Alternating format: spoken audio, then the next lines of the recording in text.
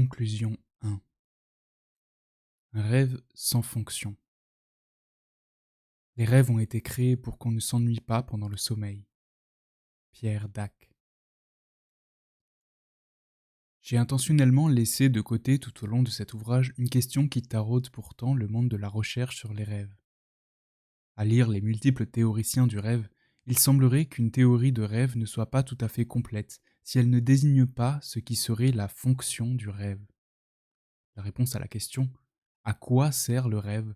semblerait même devoir se formuler au singulier, la fonction, et non les fonctions, pour être totalement séduisante et satisfaire peut-être le besoin de certitude des lecteurs, ou plus sûrement des auteurs qui rivalisent d'originalité pour trouver de nouvelles et parfois surprenantes fonctions.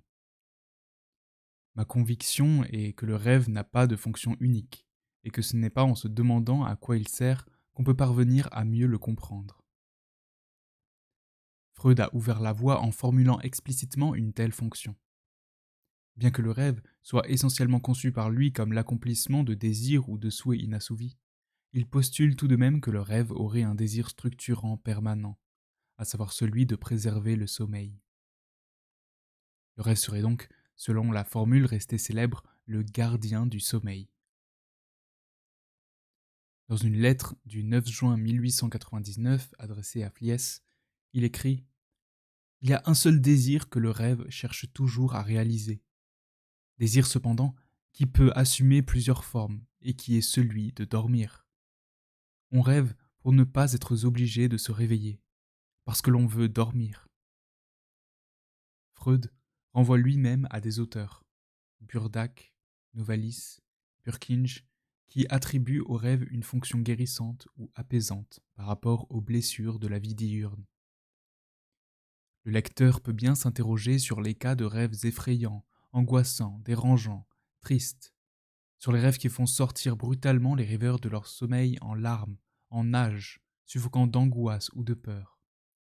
Il peut toujours douter de la pertinence de cette thèse en pensant à l'ensemble des rêves qui sont tout sauf rassurants ou reposants. Freud lui assure que le rêve a une fonction unique et impérieuse. Comme l'estomac a pour fonction la digestion des aliments, le rêve a pour fonction la protection du sommeil. Le rêve a pour fonction de protéger le sommeil, mais il n'y réussit simplement pas tout le temps, nous dit Freud. La fonction générale de l'acte de rêver est facile à découvrir. Il sert à écarter par une sorte de mise en sourdine les excitations externes et internes qui susciteraient l'éveil, et à garantir par là le sommeil contre la perturbation. L'excitation externe est écartée du fait qu'elle est réinterprétée et entremêlée à quelques situations anodines. Quant à l'excitation interne de la demande pulsionnelle, le dormeur lui laisse libre cours et lui permet de se satisfaire par la formation d'un rêve, pour autant que les pensées latentes du rêve ne se soustraient pas au contrôle de la censure. Mais si ce danger se fait jour, et si le rêve devient trop explicite, le dormeur interrompt le rêve et s'éveille avec effroi, rêve d'angoisse. La même mise en échec de la fonction du rêve se produit lorsque l'excitation externe devient si forte qu'on ne peut plus l'écarter. Rêve de réveil. Comme l'a rappelé Ernest Hartmann dans un livre intitulé The Nature and Function of Dreaming, nombreux sont les auteurs après Freud à avoir proposé des fonctions au rêve. Selon les cas, la fonction du rêve est d'aider à résoudre des conflits, de compenser des aspects négligés de la personnalité, de développer l'ego, de maintenir et développer le soi, de réguler l'humeur, de s'adapter au stress ou de réduire des tensions, de retourner à un passé plaisant, de se débarrasser des choses inutiles et encombrantes. Le psychologue et neuroscientifique finlandais Antti Revonsuo a même formulé une fonction du rêve dans le cadre d'un modèle de psychologie évolutionniste. Il s'oppose de cette manière à tous ceux qui pensent que le rêve n'a en soi aucune fonction naturelle. Le fait que le contenu phénoménal des rêves et leur forme ne soit pas aléatoire, mais organisé et sélectif, conduit ce chercheur à souligner le fait que, durant le rêve, le cerveau construit un modèle complexe du monde, dans lequel certains types d'éléments sont sous-représentés par rapport à la vie éveillée, alors que d'autres sont surreprésentés. Et plutôt que de se demander quels sont les cadres sociaux d'expérience et de pensée du rêveur, ainsi que les événements ou situations qui sélectionnent et surreprésentent ces éléments par rapport à d'autres, il formule l'hypothèse selon laquelle la fonction biologique du rêve est de stimuler les événements menaçants, et ainsi de répéter les situations menaçantes de même que les moyens de les éviter. Cette fonction aurait un sens par rapport aux origines ancestrales de l'espèce humaine, dont la vie était courte et très menacée. Dans de telles conditions, tout avantage comportemental face à des événements très dangereux augmenterait la probabilité de survie et de reproduction de l'espèce. Un mécanisme de production du rêve qui tend à sélectionner des événements d'éveil menaçants et à les simuler maintes et maintes fois, selon diverses combinaisons, aurait été nécessaire pour maintenir ou développer les compétences permettant l'évitement des menaces. Pour Revonceau, les données empiriques concernant le contenu normatif des rêves, les rêves d'enfants, les rêves récurrents, les cauchemars, les rêves post-traumatiques et les rêves de chasseurs-cueilleurs indiquent que nos mécanismes de production des rêves sont spécialisés dans la simulation des événements menaçants. Il soutient donc l'hypothèse de la simulation des menaces comme fonction première du rêve. Le saut explicatif du côté des origines de la vie humaine conduit Revonceau à écarter toute explication plus immédiatement reliée aux conditions de vie et au type d'expérience des rêveurs. Il voit dans le fait que les enfants rêvent souvent d'animaux et d'agressions par des animaux une preuve supplémentaire de validation de l'hypothèse évolutionniste de la fonction biologique du rêve. Les enfants étant, selon lui, moins travaillés par l'environnement que les adultes, remarque qui, de mon point de vue, n'a strictement aucun sens au regard des nombreux travaux de psychologie, de sociologie et d'anthropologie de l'enfance ayant montré depuis longtemps le rôle déterminant des cadres socialisateurs sur la structure du comportement et de la personnalité des enfants. Ils rêveraient davantage d'animaux dangereux, comme dans les temps ancestraux. Revonceau rejette comme non pertinente toute interrogation sur le rôle des histoires pour enfants, et oublie au passage les peluches et autres jouets qui prennent dans nos sociétés la forme d'animaux, dans l'explication de cette forte présence animale dans les rêves d'enfants. Et il ne se demande pas non plus si la disparition progressive des animaux dans les rêves au fur et à mesure que les enfants grandissent ne serait pas tout simplement liée à la sortie du monde culturel enfantin et à l'entrée dans un monde culturel et un imaginaire où les animaux occupent une place moins importante. Ernest Hartmann croit voir aussi une fonction dans le fait que le rêve intègre les événements les plus traumatisants pour en désamorcer en quelque sorte le danger. Comme les connexions sont établies entre l'événement récent terrible et d'autres matériaux, l'émotion devient moins puissante et accablante, et le traumatisme est progressivement intégré dans le reste de la vie. Toutefois, non seulement ce type de fonction ne vaut que pour les situations qui provoquent des chocs émotionnels forts chez les rêveurs, mais il n'est pas sûr qu'il soit réservé aux rêves. L'étude de populations victimes ou témoins d'attentats, d'accidents, de catastrophes naturelles, d'incendies, etc., montrerait sans doute qu'une manière de faire avec l'événement traumatisant consiste à en parler régulièrement avec d'autres, conjoints, amis, voisins, médecins, psychologues, pompiers, policiers, etc., pour partager la colère, la tristesse ou la peur, et digérer, interpréter, faire travailler ces problèmes. Si la conversation ordinaire peut avoir la même fonction d'intégration et de désémotionnalisation, c'est donc que le rêve n'a aucune spécificité dans ce domaine. Le rêve ne fait que participer à l'effort permanent que nous sommes obligés de faire pour affronter et résoudre les problèmes qui se posent à nous. Mais ni plus ni moins que la conscience éveillée dans le registre de l'action publique avec autrui, que les rêveries éveillées lorsque nous avons des temps de conscience non sollicités, que les moments d'écriture intime, etc. Mais pourquoi le rêve n'aurait-il qu'une seule fonction? Et faut-il même se demander quelle fonction, au pluriel, il remplit pour être totalement satisfait d'un point de vue scientifique? Rien n'est moins sûr. Vouloir absolument trouver une fonction au rêve, c'est comme chercher une fonction unique au langage ou à nos représentations mentales. À quoi cela sert de parler? À quoi cela sert de penser? Certains pourraient affirmer que parler sert à donner des ordres ou à coordonner l'action, tandis que d'autres soutiendraient que parler sert à exprimer des sentiments, à argumenter, à se souvenir de certaines choses ou à faire des prévisions. En fait, on rêve parce qu'on a la capacité de symboliser et que, tant que l'organisme humain est en vie, tant que son cerveau est en état de fonctionner, le travail de représentation et d'expression ne peut jamais s'arrêter. Éveillé ou endormi, en action ou au repos, alcoolisé, drogué, victime d'une insolation ou d'une forte fièvre, ou en bon état de santé et en pleine possession de ses moyens, l'être humain ne cesse jamais de penser, de se représenter, de sentir et d'exprimer mentalement ou verbalement. Le cerveau continue à fonctionner durant le sommeil, comme le cœur et les poumons poursuivent leurs fonctions, écrivent très justement Calvin Hall et Vernon Nordby. La pensée est un processus permanent, continu. Seules les formes qu'elle revêt varient en fonction des conditions cérébrales, psychiques, sémiotiques, sociales de son expression.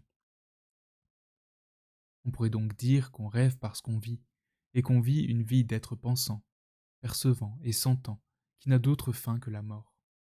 C'est ainsi que voyait déjà les choses l'abbé Jérôme Richard en 1766. L'âme est perpétuellement occupée de quelques images.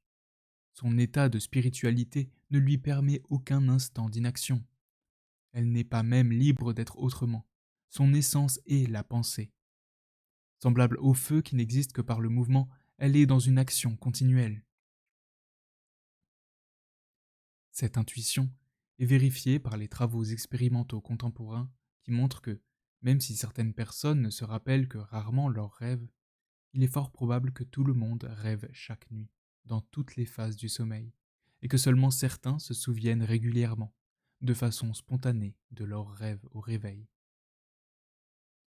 Le réveil provoqué par les chercheurs à différents moments de la nuit permet de vérifier qu'à chaque réveil, les dormeurs évoquent des images et des sensations qu'ils étaient en train de vivre dans leur sommeil. Et c'est toujours la métaphore du feu qu'utilisait Antoine Charma en 1851 pour exprimer la même idée de continuité de l'activité de pensée de l'état éveillé au sommeil et du sommeil à l'état éveillé. De même que le tison qui reprend, tenait en réserve quelque étincelle cachée, de même l'homme qui retrouve le plein et entier exercice de ses facultés, non seulement les conserver, mais, qui plus est, les exercer encore, quoiqu'à un degré insaisissable pour un témoin extérieur, dans ces instants de langueur où elle semblait anéantie. Le sommeil n'est pas la mort, le réveil n'est donc pas une résurrection. Dans la même veine, Paul Radestock définissait le rêve comme la continuation pendant le sommeil de l'activité de l'âme. À la question « Pourquoi rêvons-nous ?» nous devons donc répondre « Nous rêvons parce que nous continuons à vivre durant le sommeil en tant qu'être de langage capable de représentation. Le cerveau poursuit une activité à l'insu de notre volonté, de même que nous respirons ou digérons sans avoir besoin d'une mise en œuvre consciente de ces fonctions. Dès lors qu'il y a capacité à se représenter mentalement le monde, le travail de représentation et d'expression est à l'œuvre, intentionnalité ou pas, éveil ou pas. Il faut considérer le sommeil non pas comme un arrêt des activités, mais comme une activité pleine et entière. Les neurosciences cognitives permettent avec certitude de confirmer cette intuition qu'ont eue par le passé des chercheurs ayant travaillé sur le rêve. En l'absence de toute stimulation, dans le noir et le silence, il est incessamment parcouru d'une sorte de ressac neuronal qui s'auto-organise pour former une séquence de configuration stable et engendre ce que William James appelle le flux de la conscience.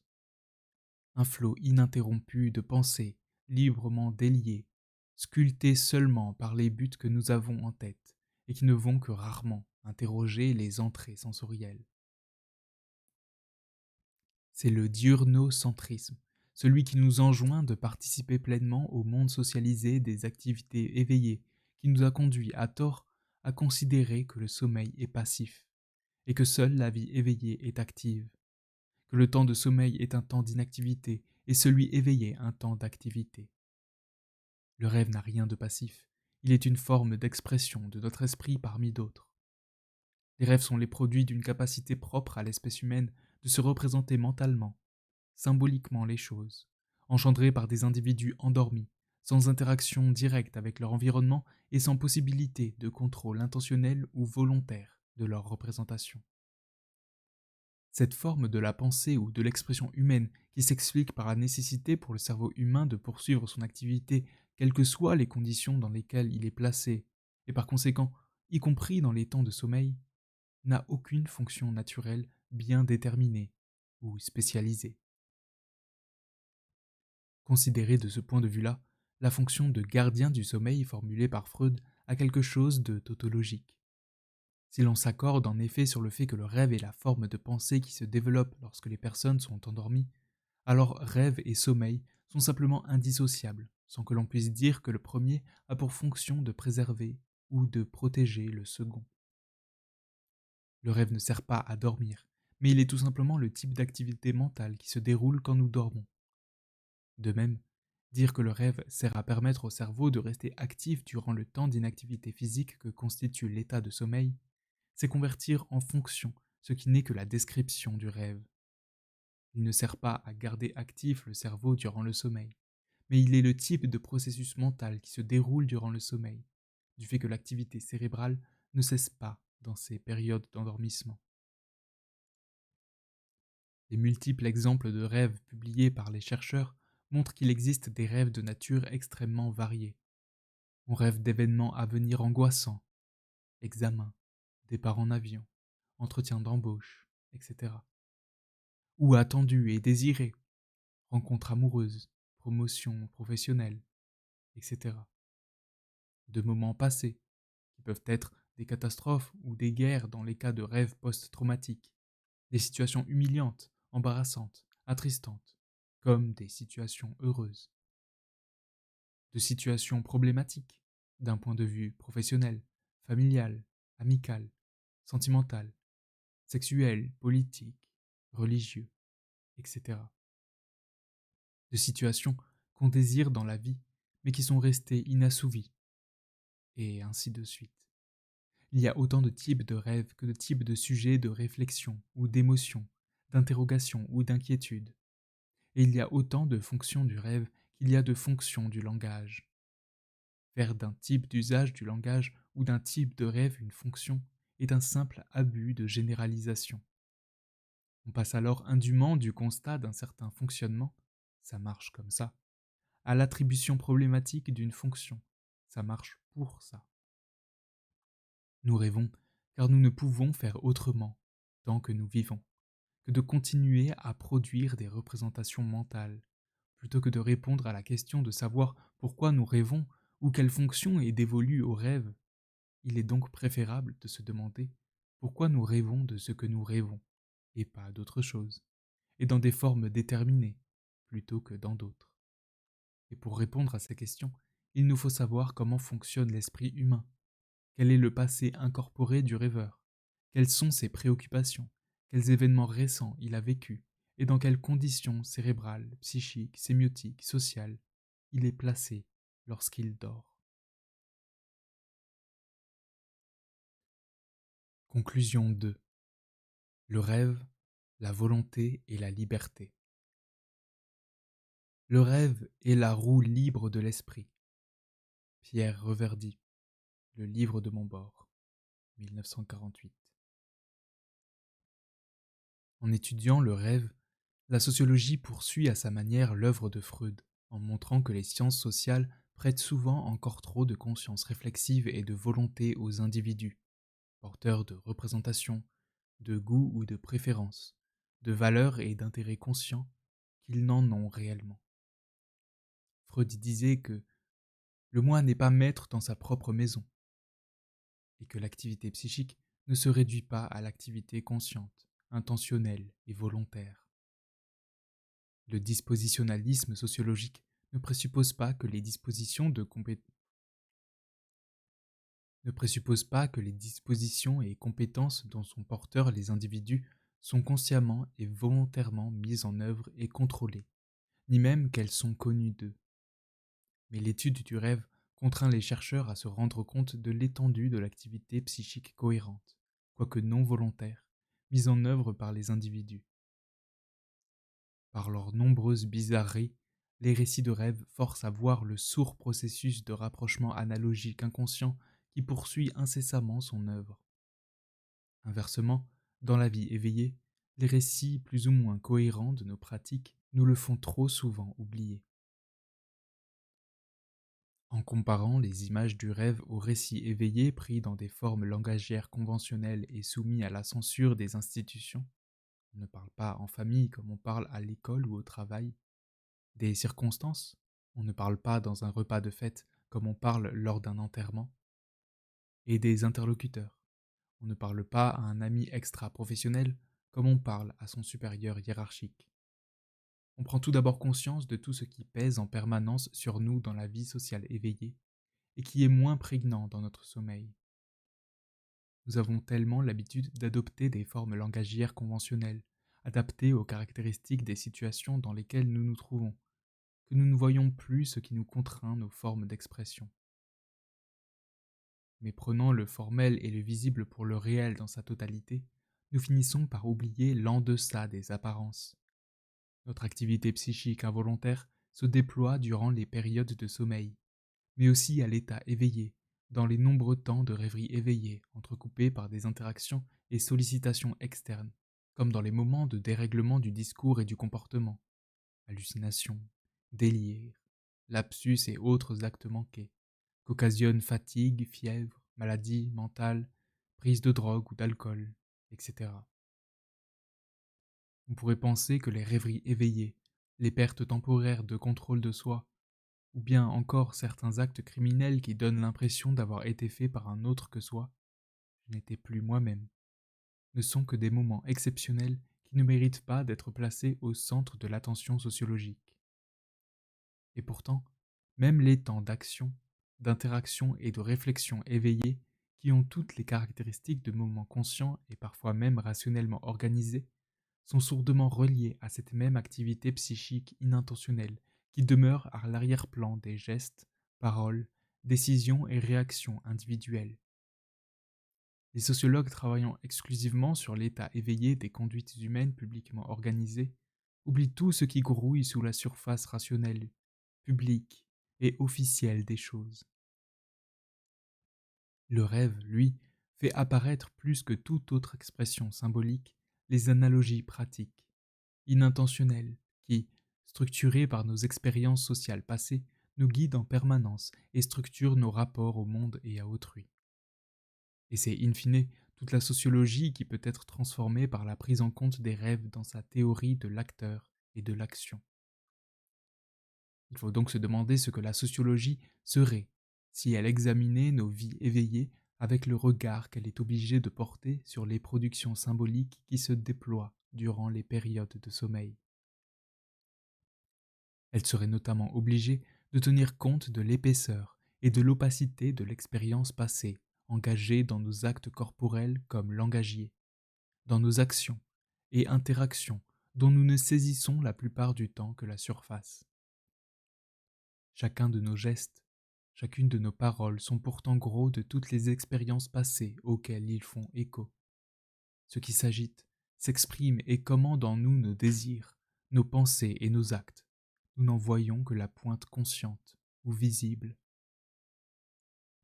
À chaque moment de notre existence, c'est la rencontre entre la série, plus ou moins longue selon notre âge, des expériences passées, relativement analogues, et des contraintes, limites, sollicitations, interpellations, ordres, exigences, sanctions, etc., du contexte présent qui décide de ce que nous faisons, disons, pensons ou sentons. Qu'est-ce d'ailleurs que ce nous ou ce je que l'on conçoit trop souvent comme une entité autonome et consciente, pilotant volontairement par la seule raison tous ses faits et gestes? Les actes ordinaires de la vie sociale sont beaucoup plus travaillés qu'on ne l'imagine habituellement par nos inconscients socialement constitués, tramés par des analogies pratiques culturellement déterminées. Montrer que le social est encore présent dans les moments où les groupes et les institutions semblent absents, où les interactions et sollicitations personnelles comme institutionnelles sont suspendues, où la volonté est affaiblie, où le silence, l'obscurité et l'affaiblissement du tonus musculaire isolent l'individu et le déconnectent en grande partie de son environnement, est une manière de prouver que ce que le monde social oblige les individus à vivre dans la vie éveillée, depuis leur naissance, continue à structurer leur représentation durant les temps de sommeil. L'époque où l'on reprochait à Maurice Holbrook son impérialisme sociologique parce qu'il s'attaquait à des sujets qui étaient initialement traités par la psychologie individuelle est bel et bien révolue. Et il est temps pour la sociologie de poursuivre ses travaux dans la voie tracée par l'auteur des cadres sociaux de la mémoire. La sociologie, à l'échelle des groupes et des institutions, laissait encore la possibilité de pouvoir maintenir l'illusion d'une liberté humaine fondamentale, irréductible. Lorsqu'elle étudie les parcours biographiques, les pratiques et les représentations individuelles, la sociologie commence à bousculer ce mythe de la liberté individuelle. Mais quand la sociologie, à l'échelle individuelle, plonge au cœur du plus intime de la conscience individuelle, elle vient détruire les derniers restes d'illusion. Les surréalistes n'écrivaient-ils pas en 1924 que le rêve seul laisse à l'homme tous ses droits à la liberté? Le mythe de la liberté a même poussé certains sociologues à faire du rêve le dernier espace de liberté individuelle. Jean Duvigneau, Françoise Duvigneau et Jean-Pierre Corbeau ont ainsi suggéré que les dramatisations oniriques seraient autant de manières de se choisir soi-même dans la trame d'une vie collective et d'en surmonter les déterminismes par une vision utopique. Échouant à comprendre les rêves, les auteurs imaginent une sortie intentionnelle et utopique des déterminismes par le rêve, une sorte donc de libération onirique. Ils évoquent la possibilité que les rêveurs se désocialisent à travers le rêve, et que certains rêves constituent une tentative pour modifier magiquement les déterminismes sociaux. Transformer son incapacité à comprendre un phénomène en signe de liberté humaine, voilà en fait ce à quoi aboutissent certains chercheurs. On comprend du coup comment l'évocation de la liberté est tout à la fois un aveu d'impuissance à comprendre et l'asile d'ignorance qui empêche de poursuivre l'enquête scientifique. L'interprétation sociologique des rêves montre au contraire que rien de ce qui se trame durant nos temps de sommeil n'est indépendant des expériences sociales vécues et, par conséquent, des déterminations sociales multiples qui font de nous ce que nous sommes. Freud en fut le premier conscient, tant il voyait à l'œuvre les logiques qui déterminent l'activité psychique et les comportements des individus en échappant très largement à leur volonté et à leur contrôle. Dans ses cours d'introduction à la psychanalyse, écrits en 1916-1917, il défend bravement l'idée d'un déterminisme psychique. Je m'étais déjà permis une fois de vous reprocher votre croyance profondément enracinée à la liberté et à la spontanéité psychologique. Et je vous ai dit à cette occasion qu'une pareille croyance est tout à fait anti-scientifique et doit s'effacer devant la revendication d'un déterminisme psychique. Voilà le genre de propos qui ferait aujourd'hui encore pousser des cris d'orfraie à tous les amoureux de la liberté, qu'ils soient essayistes, chroniqueurs ou philosophes médiatiques. Pourtant, ce que veut dire Freud, et qui n'a rien de scandaleux, c'est que rien n'est pensé ou fait par pur hasard, et que ce qui s'est passé et se passera a toujours des conditions, des ressorts, des logiques qu'on est en mesure, avec beaucoup de travail, de découvrir. Le rêve n'est pas la roue libre de l'esprit évoquée par le poète, ou, si l'on accepte la métaphore, il faut alors la prendre au pied de la lettre en considérant la roue libre pour ce qu'elle est en réalité, un mécanisme particulier qui n'est pas moins déterminé que tous les autres. Mettre au jour les déterminismes, ce n'est pas prévoir ou prédire ce qui va se passer, mais montrer que ce qui se passe n'est ni spontané, ni volontaire, ni aléatoire, ni le fruit d'un je ne sais quel libre arbitre sans attache ni racine. Avec des moments autrement plus sophistiqués que ceux dont disposaient les savants du temps de Freud, les neurosciences cognitives montrent que si libre arbitre il y a, c'est un équilibre objectivable entre des forces internes et externes, conscientes et inconscientes, qui sont le produit de détermination sociale. Nos actes peuvent être réfléchis ou pas.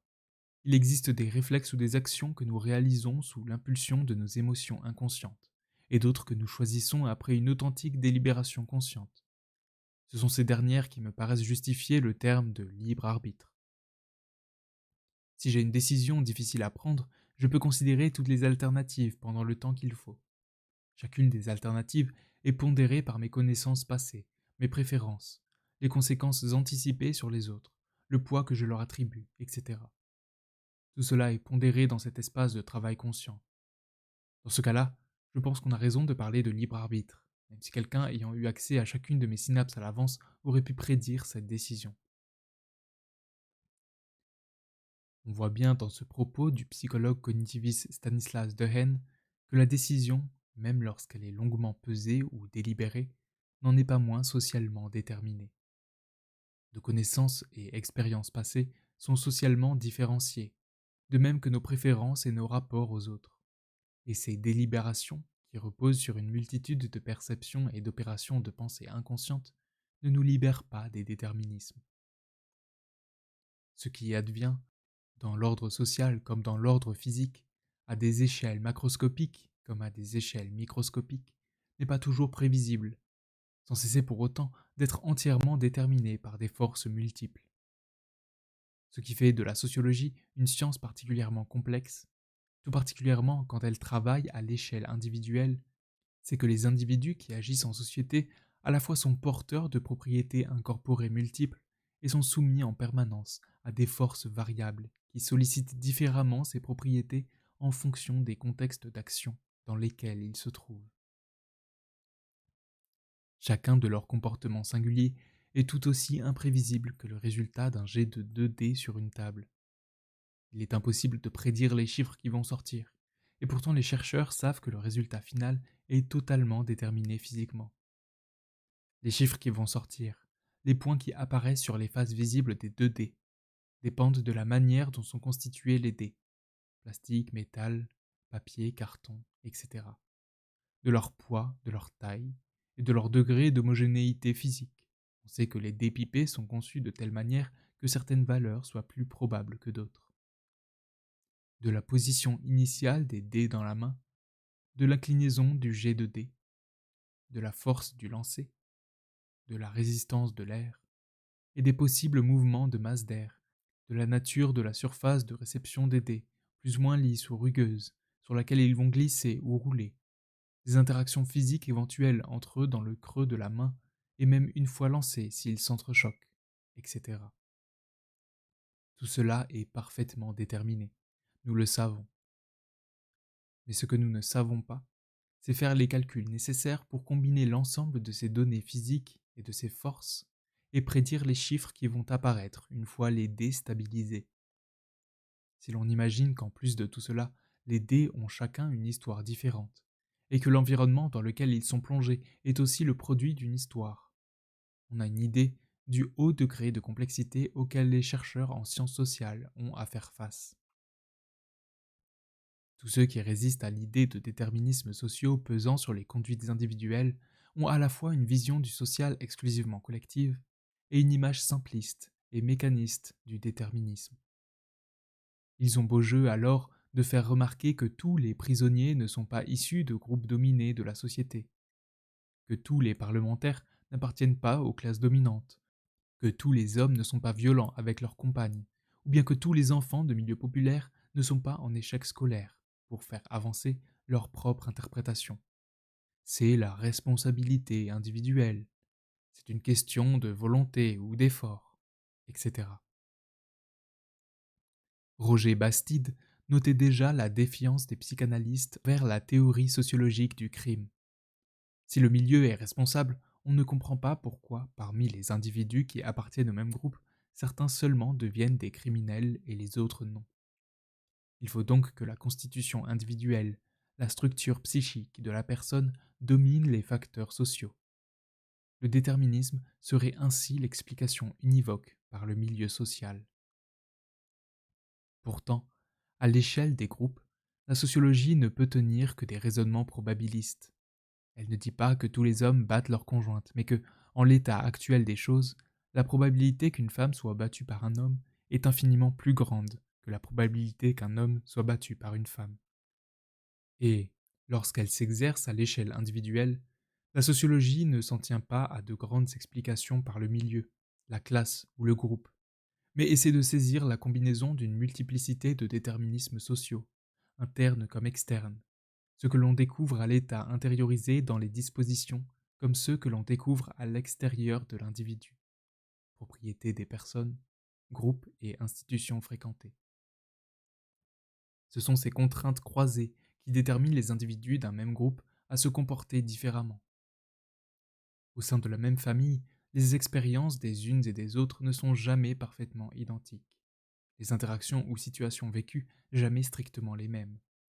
Les positions au sein de la configuration différentes selon que l'on est un garçon, une fille, aîné ou cadet, etc. L'anthropologue Ralph Linton disait que des environnements même identiques, pour autant que ce soit concevable, fournissent à des individus différents des expériences différentes, et finalement leur constituent des personnalités différentes. La société et la culture seraient-elles les mieux intégrées du monde, fournissent aux individus qui sont élevés en elles des environnements fort peu uniformes. Et Roger Bastide ajoutait de son côté que les individus ne participent pas à la totalité de la civilisation, mais seulement à certains de ses segments, selon la place qu'il occupe dans la société et qui dépend de son sexe, de son âge, de son occupation, de sa région, de sa religion, et dans un pays d'immigrants, de son groupe ethnique. Ce qui conduit par conséquent à substituer aux influences générales de la civilisation les influences spécifiques qui ont agi sur l'individu. C'est autant d'une sociologie à l'échelle macrosociologique, celle que Durkheim présentait comme une science des institutions, de leur genèse et de leur fonctionnement, que de cette sociologie à l'échelle des individus qui décèle les traces de la vie sociale dans les plis et les replis les plus intimes de l'activité psychique, que nous avons plus que jamais besoin. L'étude du rêve est tout sauf un moyen de sortir du monde social, de ses régularités, de ses contraintes et de ses pesanteurs.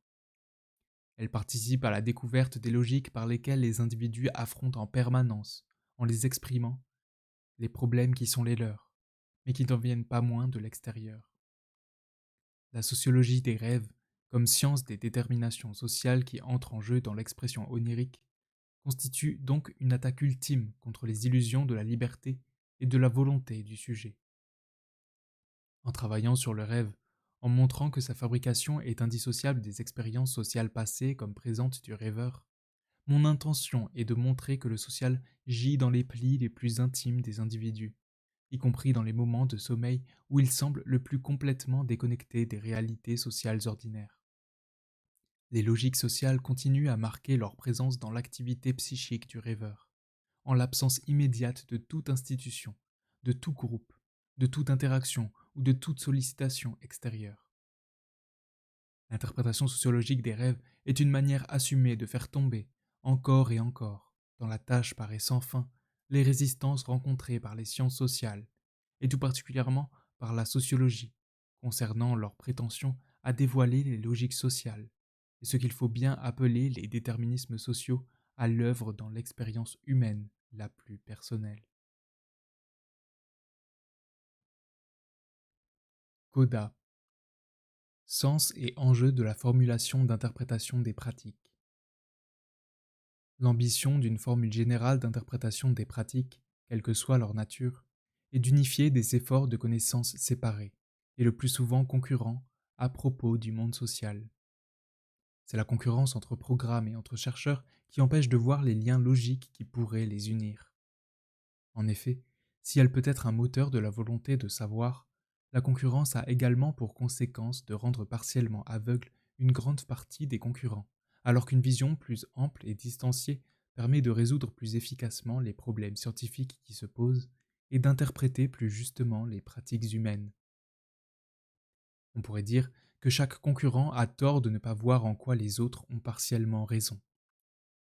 La formule générale qui est au cœur de cet ouvrage permet de penser les pratiques individuelles ou collectives, dans l'histoire, au croisement du passé incorporé des acteurs et du contexte présent de leur action. L'histoire des individus, de leur naissance à leur mort, est ainsi conçue comme l'histoire des rencontres, elle-même indissociablement transformatrice des individus et des situations, entre ce que le monde social a fait d'eux et ce qu'il leur fait affronter en permanence. Vouloir comprendre pourquoi les êtres humains font ce qu'ils font, sentent ce qu'ils sentent, pensent ce qu'ils pensent, suppose non seulement une étude précise de leurs pratiques, matérielles comme symboliques, mais aussi l'étude des dispositions ou des schèmes incorporés dont ils sont porteurs étant donné leurs expériences passées, ainsi que l'étude des contextes dans lesquels ces pratiques se sont déployées et ont été observées.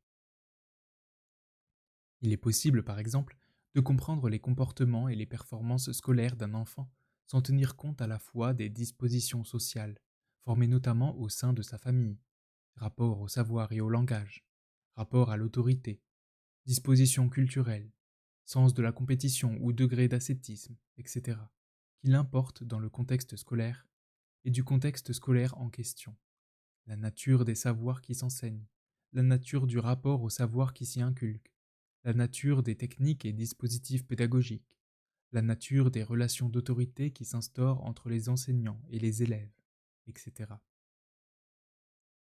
De même, à une échelle plus macro-sociologique, il est tout aussi impossible de comprendre, par exemple, le comportement culturel, pratiques et préférences culturelles des membres d'une classe sociale sans enquêter à la fois sur les dispositions culturelles dont ils ont été dotés de par leurs primes expériences familiales et leurs expériences scolaires, et sur la nature du contexte culturel considéré, nature précise de l'offre culturelle accessible plus ou moins diversifiée, nature des hiérarchies culturelles entre les différents produits culturels, propriété des institutions culturelles, etc.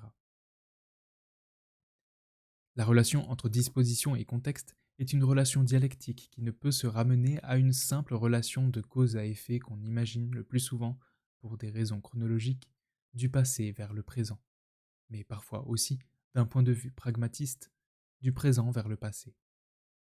La question du sens de la causalité entre les dispositions et le contexte, c'est-à-dire la question consistant à se demander si c'est le passé qui détermine ce qui, du présent, est perçu et interprété, ainsi que la manière dont cela est perçu et interprété, ou bien si c'est plutôt le présent, avec ses exigences, ses sollicitations, ses limitations et ses contraintes propres, qui détermine ce qui du passé peut se rouvrir, se mobiliser, se déclencher, s'activer, et au contraire ce qui doit rester à l'état de lettre morte, être inhibé ou être mis en veille, est une question qui n'a guère de pertinence. En définitive, contexte présent et disposition se conjuguent pour engendrer les pratiques, des plus routinières aux plus inventives ou créatives. La seule question pertinente concernant le rapport entre passé incorporé et contexte présent d'action est de savoir d'une part quel est le degré de contrainte exercé par le contexte sur l'action des individus et, d'autre part, quel est le degré de force ou de puissance de leur disposition incorporée.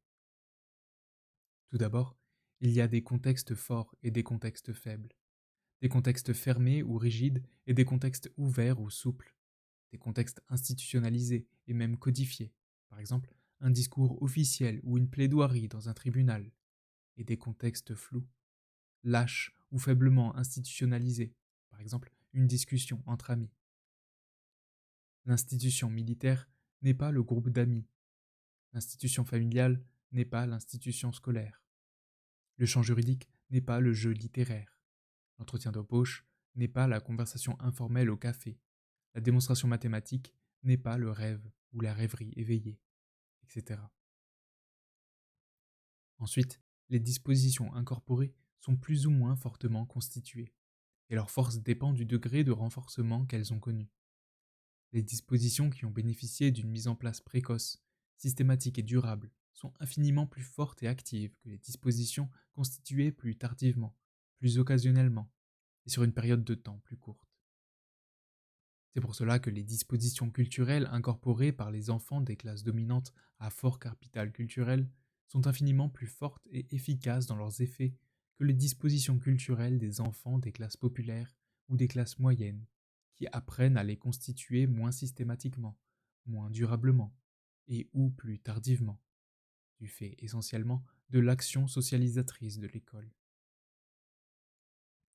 Selon le degré de contrainte ou de coercition du contexte, les dispositions peuvent être plus ou moins fortement sollicitées, inhibées ou laissées à une plus libre expression. Et selon leur degré de constitution renforcement et de leur puissance, les dispositions sont plus ou moins facilement mobilisables ou activables par les contextes qui les sollicitent. Elles peuvent être aussi plus ou moins difficilement inhibées ou mises en veille par les contextes. Davantage que des liens de causalité univoques, c'est l'équilibre dynamique des forces entre les dispositions et les contextes qui décide de ce qu'il est possible pour les individus de faire ou de dire. Passé incorporé et contexte ont, par ailleurs, une histoire qui appelle l'étude socio-génétique de ces réalités. Les schèmes ou dispositions incorporées par les individus sont les fruits de l'histoire de la fréquentation, plus ou moins précoce, plus ou moins systématique et plus ou moins longue, de contextes de socialisation différenciés, institutions familiales, scolaires, milieux professionnels, institutions religieuses, culturelles, politiques, sportives, etc. Schèmes ou dispositions sont comme les abrégés, Piaget, de séries indépendantes d'expressions sociales relativement analogues que les individus ont été amenés à vivre tout au long de leur vie, très courtes chez les nourrissons, très longues pour les adultes les plus âgés.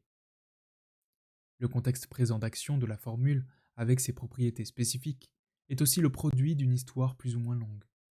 Histoire de l'institution, du groupe, du monde, du jeu, du chant, etc., qui leur confèrent leurs propriétés pertinentes et leur spécificité à un moment donné du temps.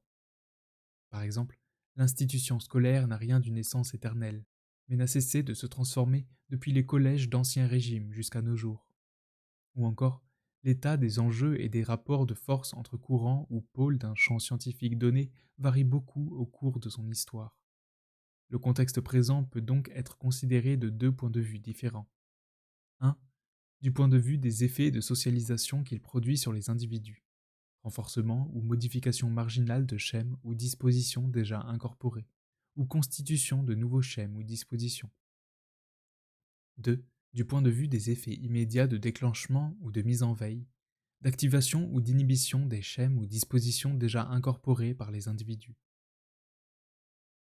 Les différents éléments de la formule doivent être considérés comme autant de structures ou de formes, incorporées, contextuelles ou propres aux pratiques elles-mêmes et à leurs produits.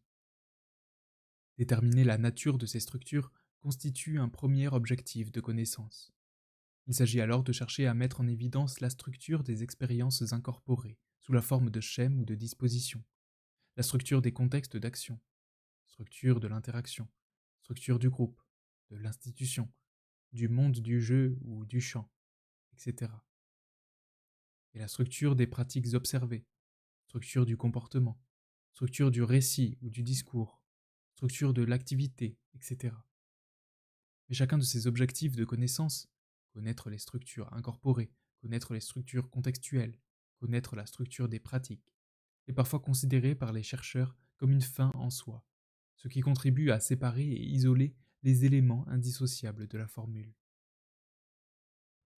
La formule générale d'interprétation des pratiques me semble former un tout logique et, sauf à titre exploratoire ou pour des raisons pratiques, temps de recherche disponible limité ou lacunes dans le matériau empirique, il me paraît problématique de rompre les liens dynamiques entre ces différents composants.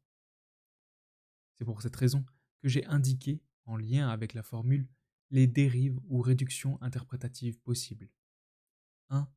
Lorsqu'on ne tient compte que du contexte pour interpréter les pratiques. Contextualisme. 2. Lorsqu'on ne tient compte que du passé incorporé pour interpréter les pratiques. Dispositionnalisme. 3. Lorsqu'on se focalise exclusivement sur les pratiques pour les comprendre. Simple description ethnographique censée dire l'essentiel de ce qu'il y a à savoir sur les pratiques. structuralisme linguistique, sémiologique ou anthropologique, formalisme ou morphologie, qui cherchent seulement à mettre en évidence la structure des pratiques sans chercher à les mettre en rapport avec d'autres structures. La formule d'interprétation des pratiques permet, à mon sens, de mieux poser les problèmes sociologiques. Mais on peut se demander quelles sont les chances pour une telle démarche de s'imposer malgré les effets de concurrence et de spécialisation au sein du champ scientifique. En explicitant les enjeux scientifiques de la démarche intégrative qui préside à cette formule, on ne peut guère espérer convaincre la majorité des concurrents en lutte, et tout particulièrement celles et ceux qui sont trop engagés dans des points de vue partiels pour pouvoir accepter d'abdiquer la revendication d'universalité de leur modèle interprétatif partiel, mais seulement celles et ceux qui, nouvellement arrivés dans le champ scientifique, pourront juger en toute sérénité de l'intérêt scientifique d'une telle intégration théorique. Outre les effets de concurrence au sein du champ scientifique, un autre obstacle majeur à une telle ambition interprétative réside dans une forme de relativisme et de constructivisme radicaux, qui repose sur le postulat de l'impossibilité de tout progrès véritable dans les sciences humaines et sociales. Pas de cumulativité possible des connaissances, impossibilité ou inutilité de comparer la puissance heuristique relative des programmes scientifiques en concurrence, impossibilité de généraliser les résultats de la recherche, etc. À bien considérer l'ensemble de ces croyances, on comprend que l'idée d'un quelconque progrès scientifique ou d'une intégration synthétique des différents programmes partiels soit annihilée, jugée naïvement scientiste ou naturaliste, et considérée d'emblée comme vouée à l'échec. Pourtant, une connaissance même minime de l'histoire des sciences permet de comprendre que les efforts scientifiques accomplis par des chercheurs aussi différents que Darwin, Freud, Marx, Einstein, Durkheim ou Bourdieu passent par des synthèses originales de points de vue de connaissances et d'apports scientifiques épars et parfois concurrents.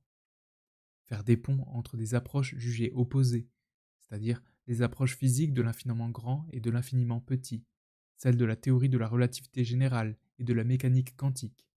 De même qu'en mathématiques, l'algèbre ou l'arithmétique et la géométrie ont longtemps été considérées comme des approches indépendantes, avant que des chercheurs trouvent les moyens de les relier. Intégrer des apports disciplinaires ou sous-disciplinaires différents, voilà ce qu'il est raisonnable de viser en sciences humaines et sociales, comme ailleurs. Les auteurs de la reproduction présentaient leur théorie de la reproduction du système social inégalitaire en explicitant les trois sources majeures, Marx, Durkheim et Weber, qu'ils mobilisaient conjointement alors même qu'elles étaient considérées, et continuent pour beaucoup à l'être, comme parfaitement antagonistes. La théorie des champs et de l'habitus de Pierre Bourdieu n'existerait tout simplement pas si son auteur avait cru que chaque théorie ou chaque programme scientifique devait exister indépendamment de tous les autres. S'il avait été convaincu que la comparaison, la confrontation ou l'articulation des programmes scientifiques du passé n'avait aucun sens, chacun apportant sa vérité, qui n'a aucun rapport avec les vérités des programmes voisins. S'il n'avait pas bravé les interdits implicites de son temps. Quand on est marxiste, on ne peut être weberien. Quand on est weberien, on ne peut pas être durkheimien, etc. Et synthétiser l'insynthétisable. Ce relativisme scientifique ambiant, qui rabaisse toute ambition scientifique dans les sciences humaines et sociales et laisse penser que le mieux que l'on puisse faire scientifiquement consiste seulement soit à rester au plus près du matériau empirique sans trop chercher à interpréter les faits, soit à faire preuve de provocation ou de brio rhétorique, repose aussi implicitement sur une piètre connaissance de la nature exacte des sciences de la matière et de la vie. Modèle historiquement dominant et incarnation exemplaire de la science, ces dernières sont généralement considérées comme des modèles scientifiques inatteignables par les chercheurs en sciences humaines et sociales. Or, si on ne les idéalise pas, ces sciences n'apparaissent pas si différentes que cela des sciences humaines et sociales. Elles ont rencontré des obstacles comparables au cours de leur histoire, et sont rarement en situation de pouvoir inventer les tests de falsifiabilité susceptibles d'invalider intégralement une partie des théories en concurrence. Ici, comme dans les sciences humaines et sociales, des théories se révèlent, au terme d'un long processus, plus pertinentes que d'autres, du point de vue de leur cohérence interne comme de celui de leur capacité à rendre raison d'un nombre croissant de faits. Il n'est pas même jusqu'au caractère historique des sciences humaines et sociales, souvent souligné pour désigner leurs spécificités et affirmer leurs limites. Comment peut-on espérer, nous dit-on, faire la science d'une réalité par nature changeante, trop complexe, non définissable par une série finie de variables et non modélisable, qui ne trouve des équivalents dans l'ordre des sciences de la matière et de la vie? Pour ne prendre que deux exemples parmi les plus flagrants, la théorie de l'évolution ou la géologie n'ont pas affaire à des réalités anhistoriques, mais sont bien au contraire des sciences historiques qui n'ont cessé de penser les effets du temps long ou profond sur les réalités qu'elles étudiaient. La mythification du caractère expérimental et obsessionnellement empirique des sciences de la matière et de la vie, qui les distinguerait radicalement des sciences humaines et sociales dans l'impossibilité d'expérimenter, et plus souvent spéculative, conduit à ne pas voir que toutes ces sciences sont inégalement expérimentales, qu'elles acceptent volontiers les recherches les plus spéculatives en attente de confirmations empiriques, et qu'elles n'ont jamais déduit directement de l'observation ou de la perception immédiate de la réalité des théories permettant de rendre raison des faits. Bien au contraire, les théories les plus puissantes ont souvent été contre-intuitives par rapport à ce qui pouvait apparaître comme des évidences empiriques les mieux établies. Par exemple, il n'y a pas moins contre-intuitif que la mécanique quantique, qui a pourtant débouché sur des réalisations technologiques aussi diverses que le transistor, le laser, l'ordinateur, le GPS, l'IRM, le téléphone portable, le micro-ondes ou l'horloge atomique. Les sciences de la matière et de la vie ont toujours allié prise de risque théorique maximale, que l'on pense à la physique quantique ou à la plus récente et encore contestée théorie des cordes, et nécessité de la confrontation avec la réalité. La physique notamment n'aurait pas connu les formidables avancées de connaissances qu'on connaît si elle n'avait pas osé formuler des programmes théoriques ambitieux, synthétiques ou intégrateurs, qui n'ont conduit souvent que beaucoup plus tard à des validations expérimentales sophistiquées. Par exemple, la théorie de la relativité générale, la mécanique quantique ou la théorie du champ de Higgs. Sans nier les différences entre les sciences de la matière et de la vie, d'une part, les sciences humaines et sociales, d'autre part. On peut toutefois affirmer que rien ne devrait décourager les chercheurs en sciences humaines et sociales dans leurs ambitions scientifiques.